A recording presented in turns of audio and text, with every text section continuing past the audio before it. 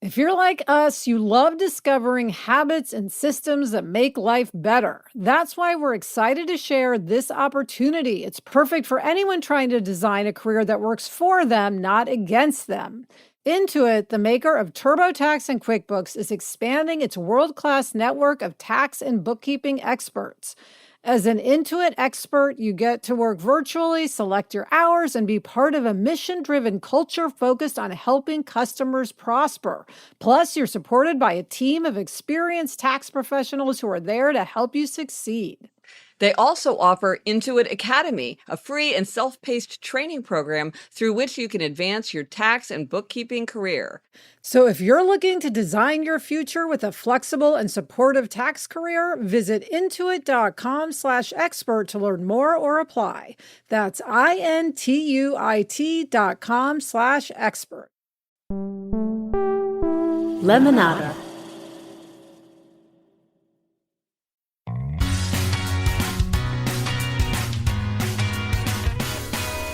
Hello and welcome to Happier, a podcast where we talk about how to make our lives happier, healthier, more productive, and more creative.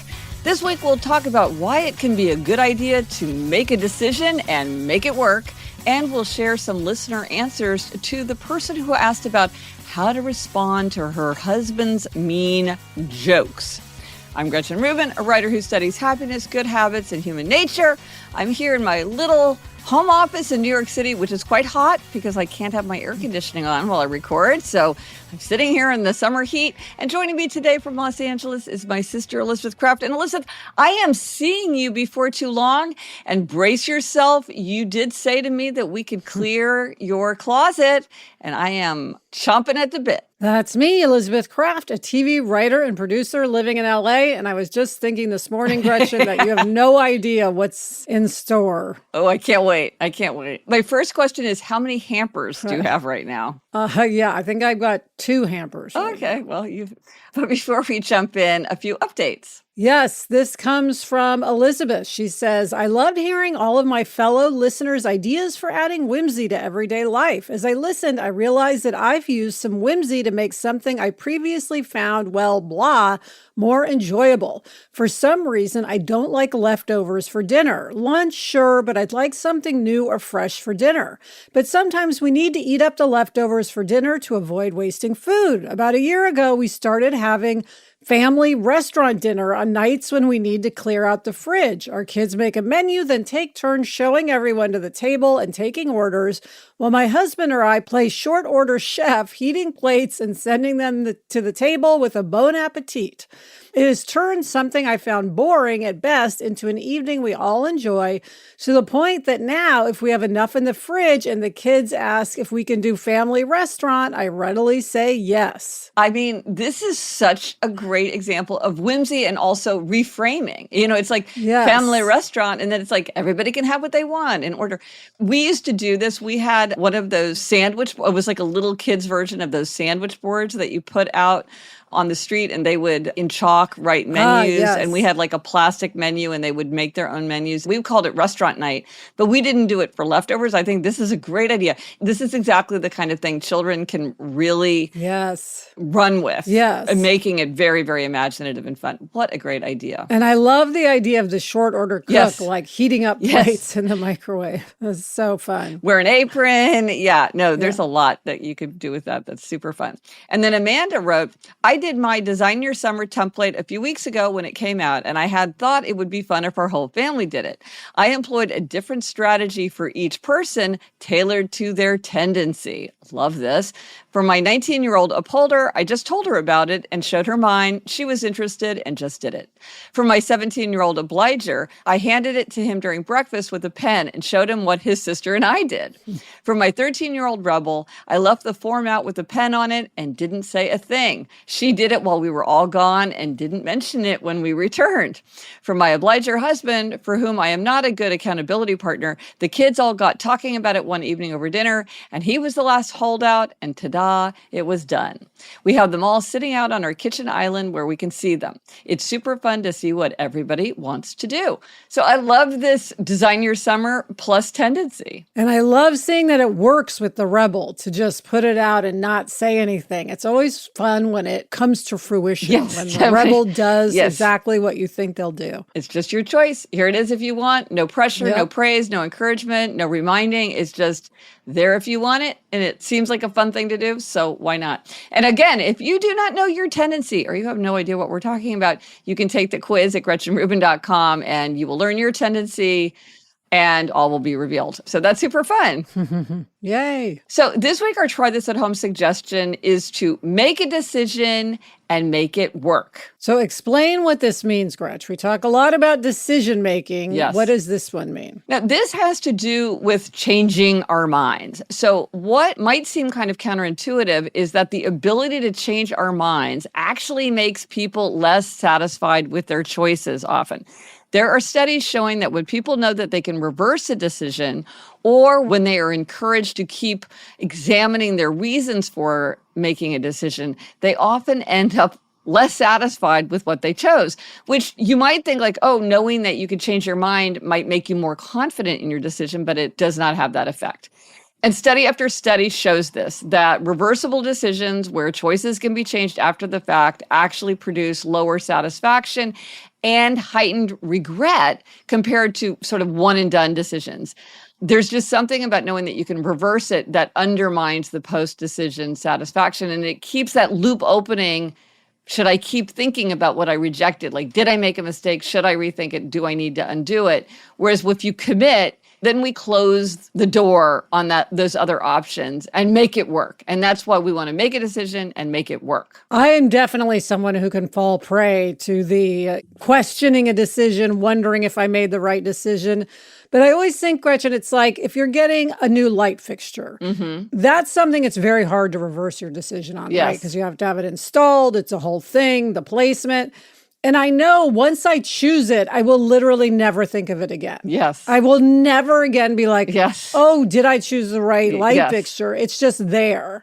Right. And it's like that. Once it's there, and you don't have to think about it. But as long as you can reverse course, it can really haunt you. Because if you keep examining it, your mind clings to what might have been. And I've been thinking about this lately in the context of college. And one thing that, because I've got a child in college right now, and I'm so I pay attention to that.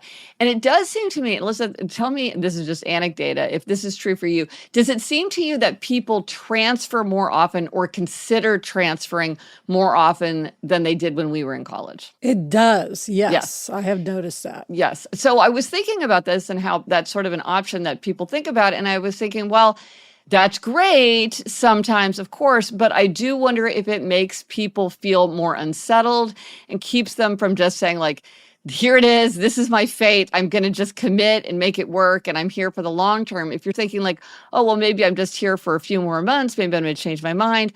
Oh, and this was reminding me of the conversations you often hear about summer camp, which of course is a much lower stakes decision, but it's still really, really important in the life of a family.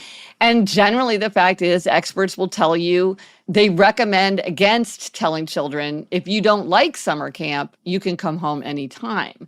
And what the research and these professionals say is that you avoid saying this because it can undermine a child's ability to adjust and also build independence, and that promising a rescue mission, which is what they call it, can actually increase homesickness because it shifts the child's attention back towards home and away from the camp experience.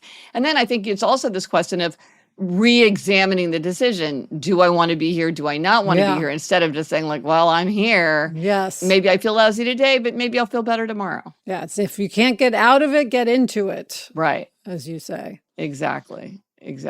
Well, I know you were worried about this when you were getting your lake house. Well, like you said that you can be subject to regret. I can be very, very subject to regret. I mean, to the point that Jamie and Eliza and Eleanor comment on like, oh my gosh, don't go into a regret spiral, because I will do that. So I was really afraid that was such a gigantic commitment that I would really regret it. And I will say that there is the moment where you're like, oh my gosh, what am I doing? Like, this is such a big responsibility. But then I was like, I just love it. It's kind of like a bigger example of the light fixture. The fact that it's such a big decision and would be so hard to unmake, it's not like I could just lightly unmake it. Like, oh, I'll just return this sweater to the store and get a new sweater. It just made me like, okay, let's make this work because we've made our decision. Now we need to make it work. And I think that was part of why I just was like, oh, this is wonderful. Yeah, you know where it comes up with me is vacation choices. If you've made a vacation choice and it's non-refundable, then it's easy to just say, okay, this is what we're doing. Yes. But as long as you could do something else, I'm like, well, was that the right thing? Is that where we should be going? Is that the right hotel? Is there somewhere better? Even recently, Gretchen, I was making plans for our reading retreat, which we're doing soon.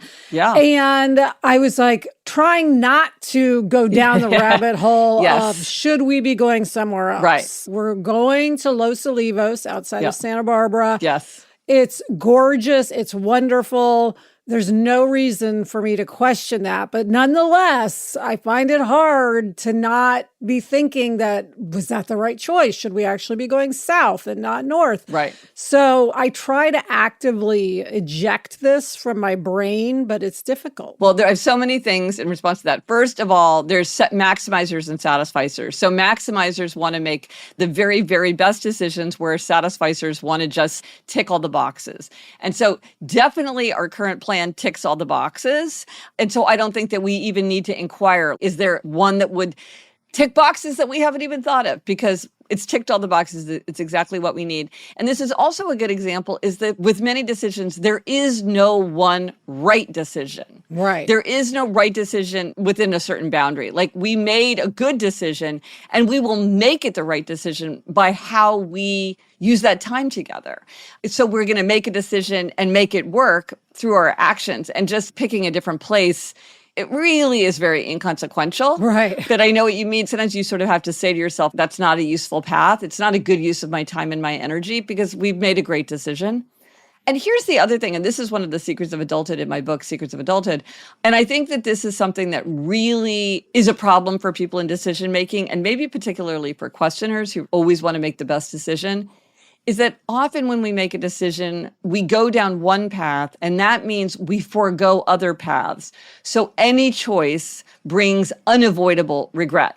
I think sometimes people think, if I make the perfect decision, I will experience no regret. There will be nothing that I have to give up. But a lot of times, if you have an apple, you can't have an orange. If you live in Brooklyn, you can't live in New Jersey. It's like there's no way that one of them will mean that you get every single thing. If we're by the water, we're not by the mountains, or whatever it might be. And so I think sometimes people have an unrealistic expectation of what a decision could bring. And so then that gives them the regret. But it's like, yeah, but if you'd made the other decision, you would make those regrets. And so you just have to face that that's part of decision making sometimes. Yes. And you know what's funny, though, is this reminds me that the opposite of a profound truth is also true, because when it comes to reading, we are very adamant that you should be able to reverse your decision and decide not to read the book, and not feel that, okay, I've made the decision and now I'm sticking to it. So there are times where you want to change your mind and question, do I really want to be doing this? And reading is definitely one of those. Yeah, and 100%. And of course, we're not saying people should stay in a terrible situation and deal with it and everything. This is more of a guideline than a rule, or just an understanding. It's just knowing that often making an irreversible decision or treating a decision as if it is irreversible might lead to greater satisfaction. But we are definitely not making a blanket statement that you should just make a decision and make it work in every single circumstance, and that is always the right answer. Because clearly that is not true. It's just something to ponder. I just think it's counterintuitive. I think we always think like people love choices, we want choices, and we don't always understand that there are downsides to choices. Yeah, and it's really about self-doubt, right? It's like you doubt your ability to make a good decision, therefore you keep thinking about it. So exactly. If you just let that go, then you can be at peace. Yeah, well, I'm going to be so curious to hear what other people's response is. So let us know if you do try this at home, if you've made a decision or made it work, or if there's something that you constantly are regretting or rethinking. Let us know on Instagram, Threads, TikTok, Facebook. Drop us an email at podcast@gretchenrubin.com. Or as always, you can go to the show notes. This is happiercast.com/543. Coming up, we've got a scheduling happiness hack. But first, this break.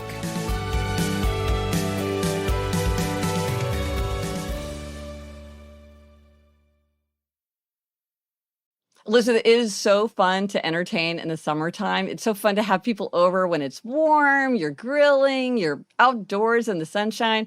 We have this new dream house, this new lake house, and it is so fun to entertain there.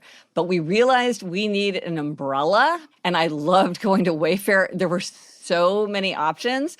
We're deep in negotiations about what we think is the perfect thing because there were so many styles that we liked and all the prices were so good. We cannot wait to get this set up. There's something for every style and every home at Wayfair, no matter your space or budget. And Gretch, they have free and easy delivery, even on the big stuff. Find all your outdoor must-haves from seating to garden trellises to pool loungers to trampolines, all in one convenient place. Shop outdoor furniture, grills, lawn games, and way more for way less. Head to wayfair.com right now to explore a huge outdoor selection. That's WAYFAIR.com. Wayfair, every style, every home. Meet JLab, headphones and speakers as vibrant as your summer. Beach days, workout sessions, or chill moments, find the perfect sound with JLab. JLab's colorful collection has something for every summer adventure and every moment. Think headphones and speakers in fresh summer colors with features you actually want for beach workouts, poolside chilling, or sunset jamming sessions. They have so many great products. I mean, the one that I really, really love is the J-Buds Mini.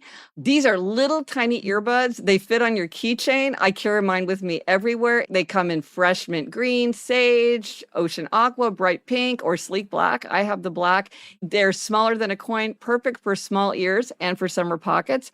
Plus, they have their summer speaker series from pocket size to party size. The JLab Party Speaker Series brings powerful sound to any summer gathering. Look for the blue box at retailers everywhere or shop jlab.com and use code HAPPIER for 15% off your order today. Okay, Gretch, we are back with this week's happiness hack. This is something you've been using. Yes, this is something that I've been using. Okay, so I do use an iPhone, but I'm sure that on every other kind of phone, there's something similar to do this because it's such an obvious thing.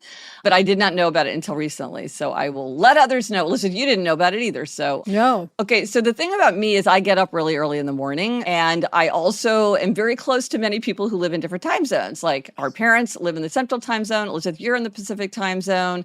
I have 2 daughters who tend to sleep much later than I do, and not everybody turns off their notifications at night, but I will just text people willy-nilly, but I'm sure that that's very annoying to people, or they might think like, oh, it must be an emergency. If Gretchen is texting me at 3 a.m., it must be an emergency. No, it is not. I am just up. It's 6 o'clock my time. But there is a way to do delay delivery in text, just like there is delay delivery in email. And so if you go to your text, at least on an iPhone where I have, if you hit the plus sign, like as if you were going to use your camera, there's a whole list of options, which of course I had never read to see what the options were. But one of those is send later. A thing will pop up. You can choose a day and a time for your scheduled message to be delivered. And now I even do this. Sometimes I'll have it on a completely different day because I'll think like, well, this isn't going to be useful until Monday. And so I don't want it to get lost in someone's text messages.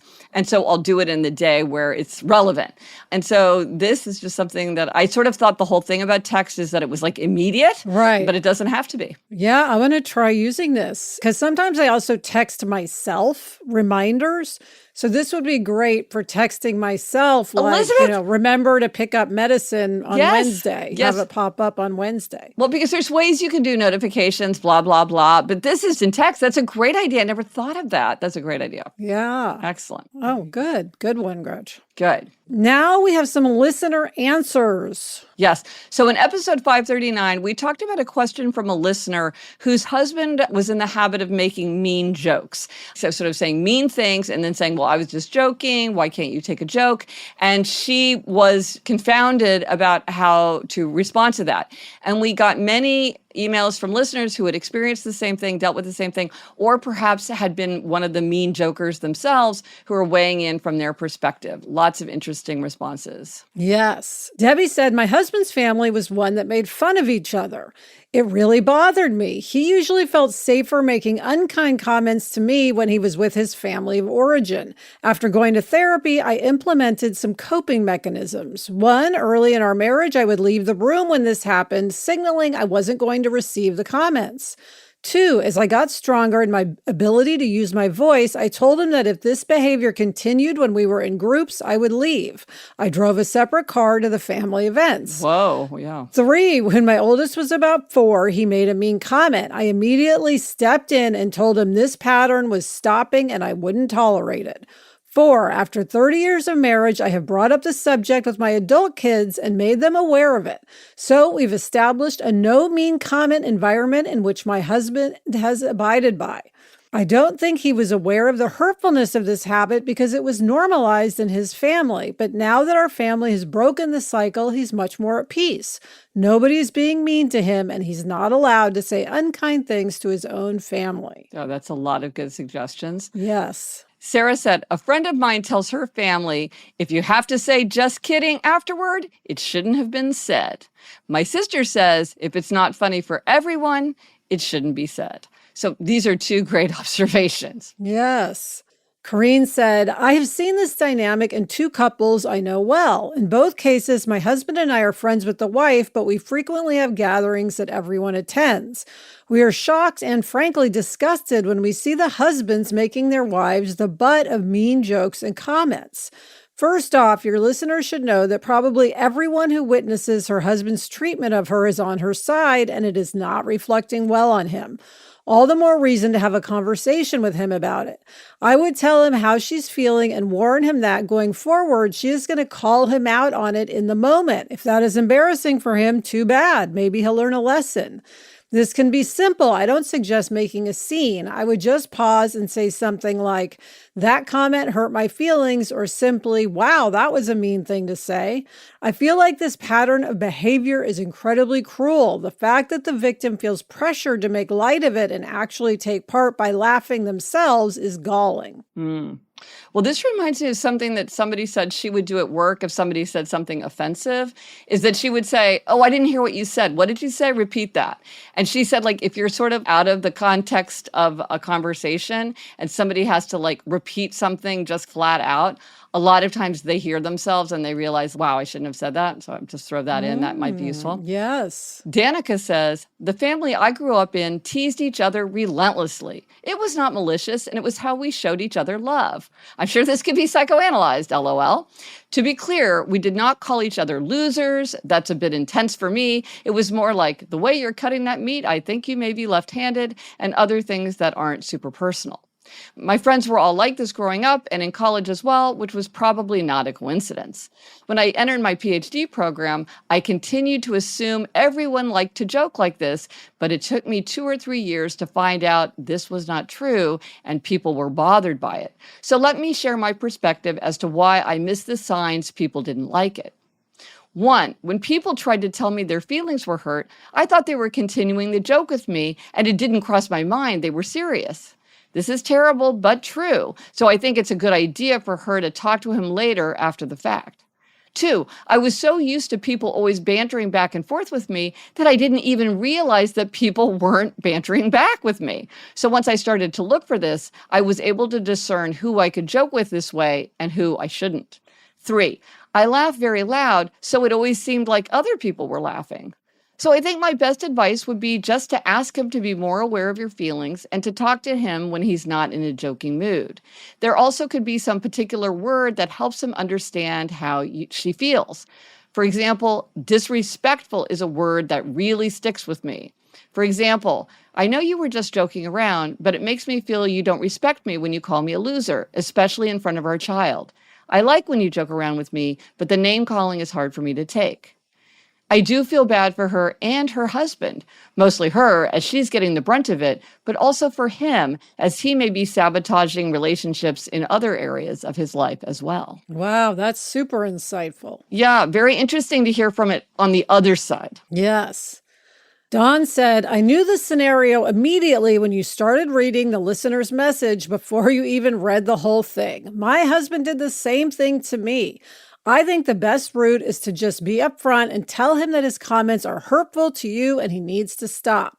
Trying to get him to understand in a roundabout way, I think Liz mentioned talking about how his dad may have felt, etc., isn't going to do it, I feel. Anyone doing something like this should be told directly, maybe later after the fact, so you could address it with calm and not in the emotional moment. My husband did address the issue, but there were too many others that he did not want to address, so we have been now divorced for 10 years. So, not that this is the same situation for this listener, but it's a red flag to me that he is not more cognizant of his wife and her feelings. If that is the case, she might consider counseling. Interesting. Whitney says, I have a spouse that does the exact same thing as the example in this episode, and his family was the same, always making jokes at each other's expense that were not funny. With time, my spouse has learned it's not okay, and here's some things I do that have helped him learn this in the past. First of all, pointing it out. They won't even realize they are doing it because it is so normal to them and how they grew up. You can do this both in the moment and again when the situation has calmed down. Relating it to our children. Would you want our daughter to grow up and have someone say these things to her over and over? Would that be okay? Pointing out your spouse's relationship with his family and what it did to him. Your family does this, and how does it make you feel? Do you have a good relationship with your family members that do this? No? Do you want a good relationship with me, your wife, and your kids? Then stop. This behavior is hurtful. Go to therapy both separately and together. This is a learned behavior and it will take time to unpack and unlearn. Having another person that is not you point out that he shouldn't be making these unfunny jokes at your expense will get that point across far better than tackling the issue yourself, especially if he tends to brush it off. It can be unlearned. He will just have to do the work. Good luck. What great responses, Gretchen. Yeah, this is really helpful. And you know what is, I'm wondering a lot, Elizabeth, is if something that could be useful is to just play the initial episode 539 and this response and to say, this is a thing that many, many people object to. Yes. You're doing this saying this is funny, but like there's just this widespread understanding that this behavior, though very common, is something that bothers a lot of people. It's not that I am just this humorless person that can't take a joke. Yes. This is actually something that many people have grappled with. And it also might, the point that sometimes advice comes better when it's not coming from the spouse. There's a lot of great suggestions here. And so maybe something will catch the person's attention and help further the conversation along. Yes. And I like that so many of these suggestions lead to the husband being happier himself. Yes, exactly. Exactly. I do think the thing with teasing is, Elizabeth, the way we grew up, nobody teased. We did not tease at all. Right. And it took me a while to get used to the fact that sometimes Jamie's family does tease, because in our family, if you teased somebody, it meant that you were ever so slightly, gently trying to suggest something. And it had a lot of weight. I mean, we just didn't do it. We just didn't do it. Yeah. And I think that my startled and just, oh my gosh, what are you saying to me? I think now they tease a lot less. And I think partly it was just because I was just absolutely so confounded by it and like did not think it was funny at all, contributed to that. To make a vast generalization, I do think in the Midwest, there seems to be less teasing than on the coast. Interesting. Yeah, which is maybe why we seem earnest. Yeah. You know, there's like an earnestness to it. And why we seem nicer. Yeah. And people can rib. There's a whole study of levity and joking around and how powerful joking around can be and how you can tease people in a positive way and you can sort of trash talk in a way that's positive. It's not to say that you have to be like nice and complimentary to people all the time, but when you say something mean and pretended to joke, well, we all know what that looks like. That is not the same thing as joshing somebody in a way that they're laughing along with you. I mean, that is the test. Is the person honestly laughing along with you and thinks it's funny? Or is the person got a grimace on their face and feels hurt and embarrassed? And like somebody said, as if they have to go along with it. And that just makes it all the more hurtful. Yeah. And then we also have a note from a listener, which is an update to a conversation that we had on the podcast 2 years ago. Janine says, I'm writing just over 2 years since my previous letter to say thank you and provide an update. In episode 429, you shared the challenges I was facing in communicating to my rebel father with Parkinson's about using his wheelchair, medical alert device, and other tools designed to aid his health and safety. The answers the two of you gave, plus the listener answers, provided a few episodes later meant so much to me and helped our situation. Particularly memorable was the answer from Amber, who identified as a hospice worker who had been with geriatric patients for many years. Including Dad in all his care decisions was something we were trying to do, and hearing from a professional like Amber the importance of doing this was a very helpful reinforcement. Other things were useful too, including the idea of not praising him for doing the thing he's choosing to do. That one was interesting to me as a fellow rebel. I love praise, but I struggle to not loathe being told what to do. Dad's loved ones had a lot of success using the techniques suggested by you and your listeners. Thank you. 2 weeks ago, he passed away, 2 years after a hospice doctor had given him 2 weeks to 2 months to live. 2 years. He was a champion, and I believe that the ways in which we honored his rebel identity, and especially how he formed his own new identity in his situation, was instrumental in that. In those 2 years, we bonded more deeply through poems and stories and songs and jokes. He fought hard and all along was gentle, kind, and pleasant, exactly the man he had always known himself to be. I'm grateful that you read my letter on air 2 years ago. When I came home from my dad's funeral, I revisited that episode, and though I felt sad to hear of a time we no longer had, I loved listening to it. It's a beautiful archive of a moment in time. I'm so happy to have this and honored that your vast audience listened to my dad's story and contributed to the betterment of his health as long as it could last. I mean, oh, that's wonderful. Yeah, that was so moving. And it's so wonderful to think that all the listeners, sort of combined wisdom and experience, could really make a challenging experience better. It sounds, wow, 2 years. So that was really wonderful to hear. So Janine, thank you for sending in that update. Yes, thank you. Okay, Gretch, coming up, you have a demerit that I think might be a repeat demerit. We're certainly in the realm of a repeat demerit. But first, this break.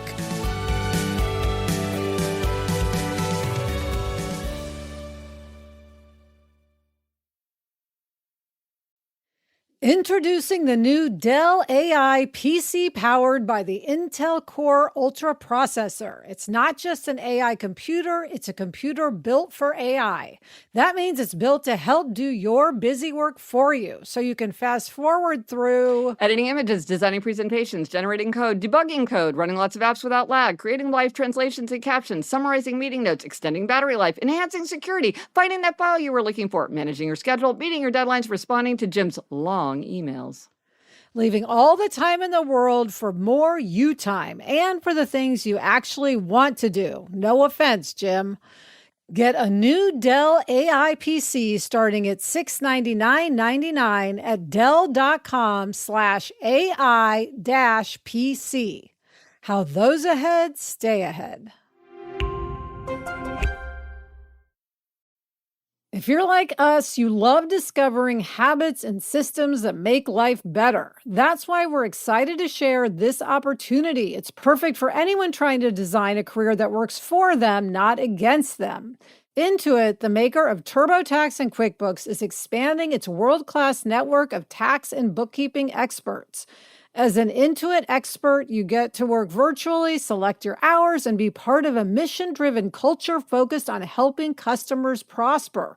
Plus, you're supported by a team of experienced tax professionals who are there to help you succeed.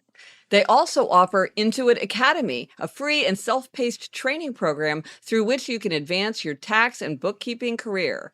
So if you're looking to design your future with a flexible and supportive tax career, visit intuit.com/expert to learn more or apply. That's INTUIT.com/expert. Okay, we're back with demerits and gold stars. And Gretch, you have a demerit this week. Okay, yes, it is indeed a repeat demerit. So do you remember how I said to you, a while back, years ago, Eliza gave me a pink light bulb for Christmas because I really hate the weird light from the modern energy efficient light bulbs. And I'm always complaining about them. And so she got me this special pink light bulb. I put it on my desk and it has just been sitting there ever since. I mean, it's got to be at least 3 years, I think. And I said this, gave myself the demerit with the intention, like, now that I've given myself a demerit, surely I will do something so easy and just take care of this. Have I done it? No, I have not. Do you know why you haven't done it? It's funny because I really fight for the precious real estate of my desk, and this has been sitting on my desk. So no, it does fade away, and I'll just it becomes wallpaper, so I don't even see it for months at a time. I think part of it is that I do have all these like bad, complicated feelings about light bulbs. It's really hard because people are like, is this one better? Is this one worse? Then I'm like, what if I like this light bulb? Am I going to have to go and switch all the light bulbs? It's going to take discernment and judgment. Should it be light out when I do it or dark when I do it? All I have to do is unscrew it and do it. And I almost never think to do it. But then when I do, I'm like, I don't want to deal with it.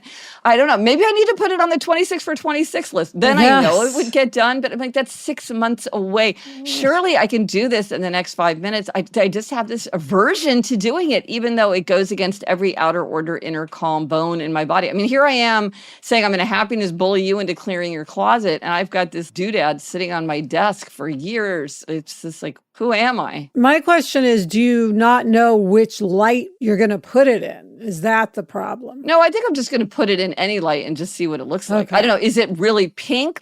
Almost like disco ball, or is it just kind of like a nice rosy light? Again, it's like, I don't know. What do I think? Anyway. Okay. There's something about light where it's kind of both obvious and like so subtle you can't put your finger on it. I did research thinking like, do I actually have extra rods or cones or something? Because it seems like I see something that a lot of people don't see. I thought, am I like the opposite of colorblind? Like, am I truly seeing something that other people don't see? Because I'll be like, that light looks hideously orange-green to me. Do you see that? And other people don't seem bothered by it. But as far as I can tell, like no such thing exists. That's not a thing. Interesting. So I guess I guess I just care more, which is so unlike me. You know what I mean? Yeah. It's very uncharacteristic of me to care so much about something like light bulbs. Anyway, it was a very thoughtful gift because I am so passionate about light bulbs. Yes. So I just have like a lot of complicated emotions when it comes to light bulbs. Anyway, Elizabeth, there I am. Eventually I'll get to it. I'm confident. I hope. But what is your gold star? Well, I am giving my gold star to Lenny, my facialist. Gretch, I had not had a facial in, maybe 2 years, a really long time. I really needed one. I just looking at my face, I'm like, I desperately need a facial. I texted her and she had me come in on the 4th of July, which was perfect because we couldn't really celebrate the 4th because Jack had a day camp. And so I wanted to do something on the 4th. And so I was like, okay, here's my little special thing on the 4th. I'm going to get a facial. And she gave me a great facial and she was just so enthusiastic about it. She was like, oh, this is great. Oh, we're getting so much done here. This is so satisfying. Oh, that's good. She was so into it that it got me excited. And it was a great facial that I really needed. And so I just, whenever somebody loves their job and is passionate, it's so inspiring. Yes. So I wanted to give Lenny a gold star for being a wonderful esthetician. Excellent. Well, gold star to Lenny. The resource for this week, quick reminder that Bookshop's Summer Reading Challenge just began, and I am so excited that we are hosting it in the Happier app. It is a 30-day challenge where any reading counts. You can novels, magazines, a few pages before bed, picture books, whatever you're reading, and you can still join to compete for the $500 gift cards and book prizes while building your happiness-boosting habit of reading. Sign up for the challenge on the homepage at GretchenRubin.com. And speaking of reading, Elizabeth, what are you reading? I am reading The Other Side of Midnight by Sidney Sheldon. And I am reading Round the Bend by Neville Shute. And that's it for this episode of Happier. Remember to try this at home. Make a decision and make it work. Let us know if you tried it and if it worked for you. Thank you to our executive producer, Chuck Reed, and everyone at Lemonada. And remember, if you have not subscribed to Lemonada Premium yet, you can do so. It lets you listen completely ad-free. Just tap that subscribe button on Apple Podcasts or go to lemonadapremium.com to subscribe on any other app. That is lemonadapremium.com. And here's your rhyming reminder. If the show sparks joy in your soul, nudge others to enroll. Word of mouth truly is how people hear about our show. We so appreciate it. Until next week, I'm Elizabeth Kraft. And I'm Gretchen Rubin. Thanks for joining us. Onward and upward.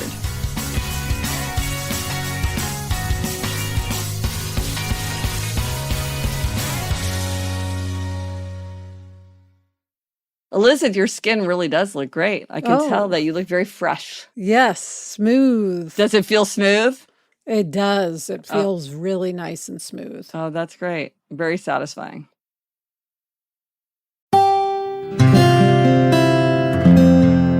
From the Onward Project.